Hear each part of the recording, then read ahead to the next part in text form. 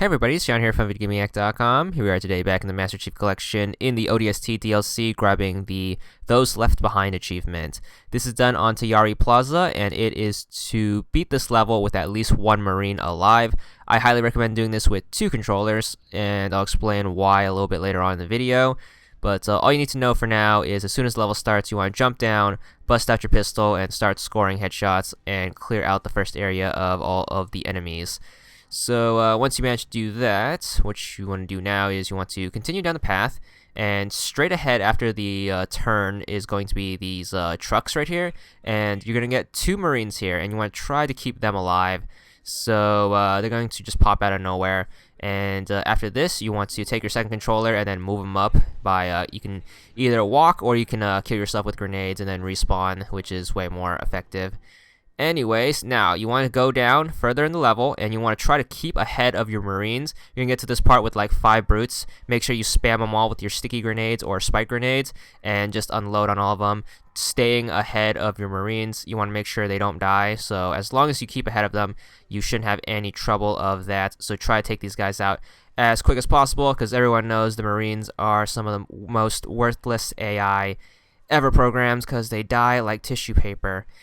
Make sure you grab a brute shot from the last brute you kill, and then that'll help you out a bunch for this upcoming area. You want to use the brute shot to clear out as many enemies as possible, and always keep an eye out on your Marines. Unfortunately, one of mine died, but good thing I have this one left.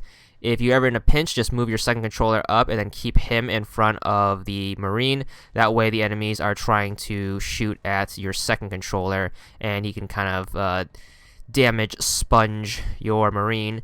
Anyways, stay up ahead and then try to take out as many enemies here. Make sure you take out the turret guy, because he's going to give us a lot of trouble, as well as the brute. The plasma pistol helps out a bunch here, because you can overcharge it and take out the brute's armor. That plasma barrel will also help you out. So rip out the turret, and that will help you out taking out the rest of the enemies here. And then what you want to do is you want to kind of figure out which controller the Marine's following. So in this case, the Marine is following my second controller. So wherever my second controller is positioned, the Marine will follow. And if he's following your first controller, you just want to switch off the controllers. So after you figure that out, you want to pick up the controller that the Marine isn't following, and then you want to move him up and then take out all the enemies in this area right here. I recommend using the turret, because that will make this part a lot smoother. Alright, once you get to this door, you want to get ready to start running. So once you open up the door, you want to start sprinting and heading to the right and try to finish the level. As you can see, as soon as you open that door, the Marine will start advancing, and you have until the Marine gets to this part in order to beat the level. You don't have to kill any enemies to beat the level, you just have to make it to the end. So all you do is just sprint there before the Marine can get killed.